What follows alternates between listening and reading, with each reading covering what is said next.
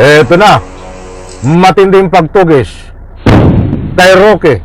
Hindi ho nakalusot dito sa Interpol. Alright, welcome back to my YouTube channel. I'm Andy's Vlog. Pagkuha, pagtugis ng Interpol kay Harry Roque. Diyan po sa Dahig, Netherlands. Ito ho, latest update. Nako po, ito ang nangyari na. Ito ang sinapit ni Harry Roque.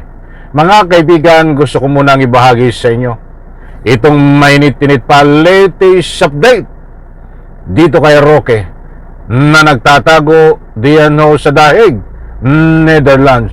Dahil ito ay usapin ho ng Interpol. Naku po, pwede po bang makahingi ng isang like sa video na ito? Paki-like po, sabay-sabay nating i-like ang video na ito kung nagustuhan nyo ho.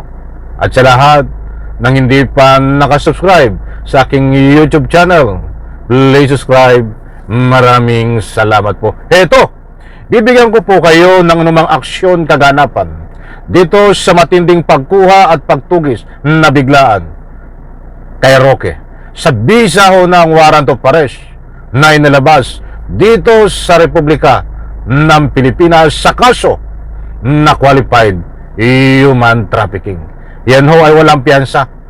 Habang nililitis ang kaso ay nakakulong sa Riyadh na bakal. Kaya't itong si Roque, buhat diyan sa Dahig, Netherlands, ay kinuha sa pagkuha ng Interpol ay ididiretso sa kulungan sa Republika ng Pilipinas.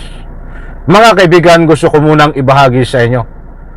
Samahan niyo po ako, panoorin, pakinggan, unawain ang ibabahagi ko po sa inyo bago kunin ng Interpol itong si Roque.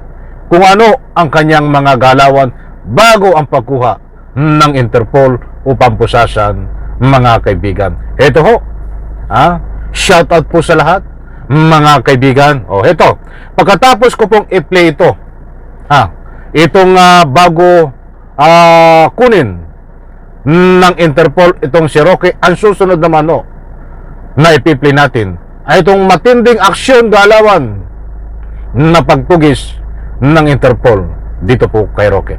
Ito ho. Naku ho, magugulat kayo. Sige.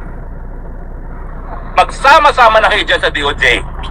Mag 500 na utak pa kayo. Hinahamon ko kayo. Sige, subukan nyo akong kunin. Dahil nakaukit po yan, karapatang pantao po yan. Lalong-lalo na kung obvious na obvious yung ginawa ninyo na walang ebidensya, dinawit nyo ako. Ako nga akala nyo wala kayong pananagutan, ha? Hindi kayo dyan forever. Pag natapos na ang inyong panahon, babalikan ko kayong lahat. I-didemanda ko kayo lahat ng malicious prosecution. Yan po si Roque.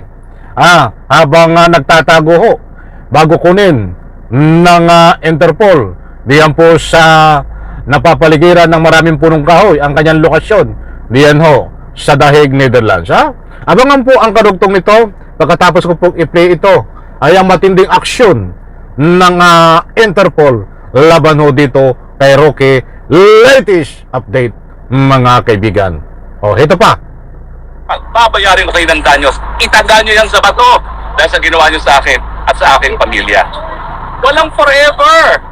Weather lang yan. Bilugan daigdig. Kaya huwag kayong maging lasing sa kapangyarihan na akala nyo never kayo magkakaroon ng pananagutan. Makakahabol po ang gulong ng katarungan sa inyong lahat. Matindi sa Roque. May nalalaman pang gulong ho ng katarungan. Mga kaibigan, gusto ko munang kunin ang inyong panig. Naniniwala po ba kayo na itong si Roque ay walang kasalanan dahil ang ginigiit niya, ang kinakatuwiran, in one word, ay walang kasalanan at dinawit lang daw po siya ng gobyerno doon sa tinatawag na sapugo? Any comment ho? Karapatan niyong magbigay ng anumang reaction dito diyan po sa comment section. Eto, ang yan po yung bago na ika nga po bago niya nalaman tungkol dito sa Red Notice sa Interpol. Ayan po ang kanyang interview, mga kaibigan. ito naman ang bigyan natin ng daan. Ang salubin o aksyon galawan ng Interpol sa pamagitan ho ng utos ng ating pamahalaan kung ano ang mangyayari po dito kay Roque. O ito ho, mas mabuti pa ay mismong itong ang kinaukulan ang magbahagi po, ang ibabagi ko po sa inyo, ang magbigay ho ng latest update dito. Ito ho, nasa na? Ito. Pakinggan po natin. Process to request for a red the use of Interpol, but kasi this is a trafficking issue. I mean, I understand it's a trafficking case. I wonder if that's also applicable, going to the Interpol to go for Harry. That's correct. It's a possibility. We've already triggered the process to request for a red notice from the Interpol, and hopefully, if it's granted to us, it will come out, and we'll see how it goes. So if upon implementation, if the government of the Netherlands will allow the application of the principle of non-refoulement. This was coursed through the DFA USEC, or was it the DOJ? Mga kaibigan, ito po ang ating kinaukulan na ibinabahay ko po sa inyo na kung usapin tungkol dito sa Interpol, patapusin po muna natin ito. Ito ho. Who requested, who worked with the Interpol on this? It will be for this one is through PCTC, Okay. the red notice. PCTC, But the other correct. communication on the government's view that this is a case of prosecution, it will be coursed through the DFA. Yung SEC, may balak ba kayo to seek the cancellation of the passport of Atty. Roque? Yes, no. Again, for this, itong mga remedyo natin na to, hindi lang naman kay Atty. Javier Roque, dahil huwag natin kalimutan no, na itong kasong to, napakaming mga respondents, 48 sila, no? Lagi lang na-distract ang mga taong bayan dahil kay Javier Roque to, no? So, yung mga remedyo natin, kasama na din yung pag walang visa ng passport at paghiling ng tulong sa Interpol, sakop nito yung mga respondents na applicable ng ganitong remedyo na to. Ayan mga kaibigan, maliwanag po ang sinasabi ng DOJ tungkol dito sa galawan ng Interpol kung paano maibalik si Roque sa atin sa Pilipinas upang ikulong. Ito pa. You say you've started the process for requesting a red notice from Interpol na sabit na po yung paperwork, USEC, and around what's the timeline here? What kind of timeline are we talking about? When do you expect it? ASAP yan, no? So sana umabot this week, no? Kung hindi man next week, no? But there are certain requirements. Like, for example, we have to secure the passports of those different individuals who wish to be subject of the red notice, as well as the cancellation of their passports in courts, no? So among other things, no? So, and as I said, no, it's not just Atty. Javier Roque who will be subject of these remedies. Several of the respondents who are similarly situated would be subject of these remedies as well.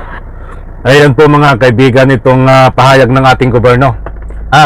Kinulang po tayo sa oras, bigyan natin ng part ito. Maliwanag po diyan na gumalaw ang ating gobyerno, inutos sa Interpol, cancellation ng passport, at syempre, itong ika nga po red notice sa Interpol. Mabigat po yan. Pag may red notice ka sa Interpol, abangan po natin ito.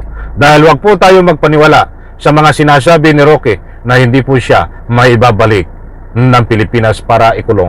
Kalukuhan po yan, desperado na, mga kaibigan, at ito, ang ika nga po, kaya binahay ko sa inyo ang pangako sa atin ng gobyerno, hindi ko na po ulitin kung paano ang ika nga po, legal na proseso para maibalik dito ho, sa Republika ng Pilipinas upang ikulong itong si Roque. Ang maliwanag po dito, nako, Roque, tinugis na ho ng Interpol dito ho sa kanyang pinagtataguan. Sanlay ko sa video na ito. Bye-bye. Palapang.